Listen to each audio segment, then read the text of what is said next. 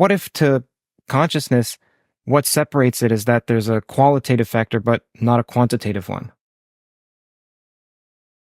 I mean, science begins with counting. I would, in that case, others may hang out in that space and explore it. I would endeavor to find a new measurement modality that allows us to put numbers to it. Explain. If you look at like what systematic progress is heavily reliant upon the quantitative nature of the building blocks. I heard you describe the blueprint as not only nourishing, health giving, but also spiritually enriching. Please expand on that. Is that related to what you're mentioning regarding consciousness and ketamine? Also, let's be clear. Ketamine is not on the blueprint, and the blueprint is the protocol that's publicly available. Yeah, that's right. As an entrepreneur, I would rather be homeless and hungry and be an entrepreneur than I would comfortable in a professional setting where I'm restrained in what I can do. And so, as with those kind of tendencies, I'd love to build things. And with Blueprint, it's one thing to build the product. It's an entirely different thing to be the product. And most people think of themselves achieving some level of immortality through their work accomplishments, what they publish, what they earn, what their status is. They view that, or their offspring. And I'm proposing this is the first time where you can be your own best product, that you are your own immortality.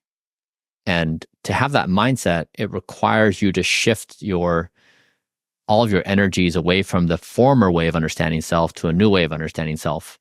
And so, yes, ketamine is a way for me to explore building my own product myself in a quantified fashion. I'm equally as interested in psychedelics, as you mentioned. And so, but I wanted a quantitative baseline. What happens to my brain when I do psychedelics? What can we tease out numerically?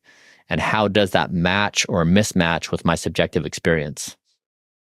The former way of understanding oneself ties to, understanding one's immortality ties to one's job or one's influence on the world.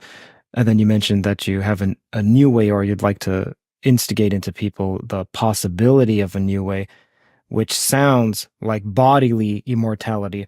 But if you go back enough, there's the spiritual immortality, the soul, or what there may be in the afterlife.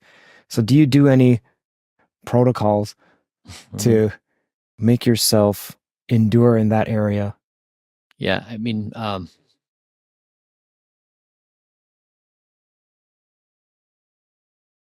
believing in a life after death is something akin to being hopeful or optimistic or insane.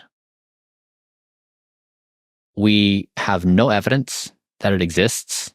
No one has ever returned and told us. We have no idea.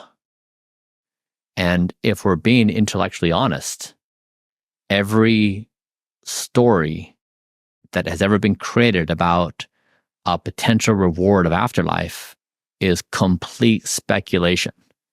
It doesn't pass any level of intelligence. Now, you could say, there's benefits for cultural cohesion, to give people hope. You can come up with all sorts of arguments on why it's actually a useful technology for societal advance. If we're sober about that, we have to realize as a species, we're extremely delusional. And so this is the moment where we may not need to ever reconcile with this. Like, we may be able to just walk into the future, and like, we never have to reconcile those things of being like, were we right or were we correct or incorrect? But the thing that the impact it had on me is growing up in a religious environment, Mormonism. I was told that the scriptures foretold the end of the world, that there were prophecies about wars and about floods and disasters, and that when a certain time and place that Jesus Christ would return, unite his people, the people would be divvied up, those going to heaven, those not. And so I had no incentive to make the world a better place. I had no incentive to fight for the future.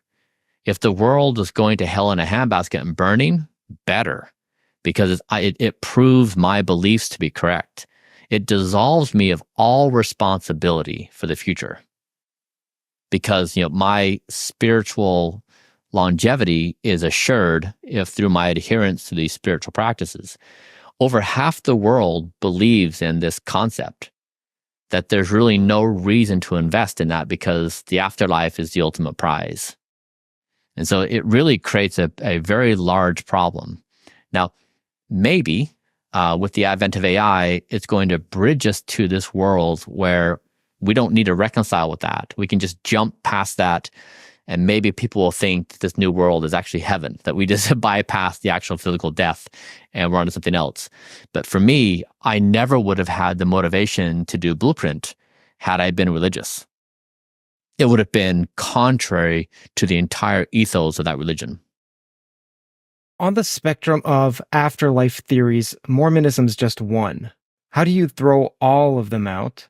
I'm not saying you're throwing them out, but how do you ascribe a low credence to them? What is this evaluation that one uses on the field of possibilities to say this one's more likely than this one, when given underlying all of that is the credence of I don't know? Like, that's the one that you hold most. Yeah. I mean, in a reality where everybody dies, it kind of doesn't matter. So if it doesn't matter, like, make up your best story, believe in your best story, and feel good about the time you have to exist. When you're looking at a horizon where it's not clear anymore whether death is going to be inevitable, it does matter. So in any other time period, I wouldn't have even raised this topic. But right now, we're trying to navigate a pretty precarious situation in the world. We've had weapons to annihilate ourselves for a couple of decades. So far, we haven't. We are now bringing online tools that are equally, if not more powerful than nukes in AI. And we're still playing games as a human where we want to conquer territory, we want to acquire power, we want to dominate others, we use violence and death. And so we're still this primitive, violent species as we're pulling the superintelligence online. And so my objective at Blueprint is, it's really about purging our existence from this want of violence and death and to something new. And it's a remake of who we are as a species. And it begins with I don't know, but it requires the courage to say, I'm willing to boldly and courageously step into this new future, not knowing, which, not knowing gives us panic. So it really requires a lot of stamina to do that. And to say, and we're going to be willing to let go of everything we've ever believed and thought and assumed and imagined. Like, none of it may carry forward at all as a starting point. Now, if it does, great. But we at least have to be open-minded that if we are trying to carry over our preference stack, it's going to be probably in conflict with the emergent properties of whatever we have in front of us, including our disposition towards war and status and power at the cost of all else. What would you say is the difference between stating I don't know, but then courageously moving forward anyway, and faith? Yeah, it's the same thing. It's faith in I don't know versus faith I know. Mormonism, you had this practice where every Sunday was testimony Sunday. I mean, it's every month a month. And so like you get up in front of a congregation of, let's say 200 people. And there in front of 200 people, you bear your testimony. And so it's something like this. I'll bear my testimony that, I believe the Book of Mormon is the true word of God. I believe that, like you're bearing your soul on what you believe to be true. And so you repeat that, and the entire congregation just goes through that practice. So for an hour, you just hear nonstop dozens of people repeating this thing to each other, that this unquestioned knowing about all things. And so it's a faith practice, which most faiths have the same practice, where you're repeating to each other your unquestioned confidence that you have no doubt, you just know. And so I think that captures, and I think even in a secular world, like even in casual conversations, are we in a simulation? It's not too dissimilar from testimony meeting, where people may like give this and that theory, but are we in a simulation? How would anyone even begin to answer that question in any serious fashion? Now, you can populate ideas like, here are some contemplations and here's how this might be thought, but it's rarely framed as like, this is a wild guess, I don't really know. But like we blur, as a species, we really blur the lines between what we know and don't know. And so we sometimes confuse, most of our social interactions are meant for social cohesion. They're not meant for truth seeking. But yet we don't distinguish between when a conversation is cohesion versus truth. And therefore we walk away with cohesion thinking that it's truth. And this creates some peril for us. Again, when we're all going to die anyways, like not a whole lot of risk. When we're gambling with the future of intelligent existence in this part of the galaxy, it matters. If you enjoyed this Toe clipping, then the full video is linked in the description. You should also sign up for Toe Mail, which is again in the description and the pinned comment. You'll receive immediate access to all exclusive updates from the Theories of Everything podcast. It also helps me communicate directly with the core Toe community. You'll also receive my top 10 Toes. Think of it as the intellectual version of Quentin Tarantino's Obsession.